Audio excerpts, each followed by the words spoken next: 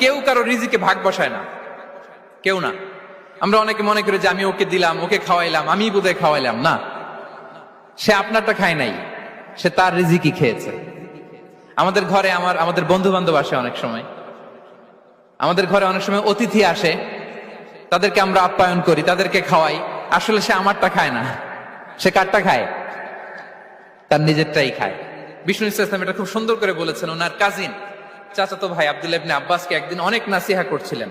করতে করতে এক পর্যায়ে তিনি বললেন, ওয়া আলাম, ইবনে আব্বাসকে বলছেন, ওয়া আলাম আন্না মা আসাবাকা লাম ইয়াকুন লিইখতিআক ওয়া মা আখতাআকা লাম ইয়াকুন লিইউসিবাক। আব্দুল্লাহ, জেনে রেখো, যেটা তুমি পাওয়ার এটা তুমি কোনোদিন হারাবা না। যেটা তোমার হওয়ার কথা ছিল এটা তুমি কোনোদিন মিস করবা না। আর যেটা তুমি পাওয়ার কথা না, গোটা বিশ্বের সব শক্তিকে হাতের মুঠোয় আনলেও সেটার দেখা তুমি পাবে না।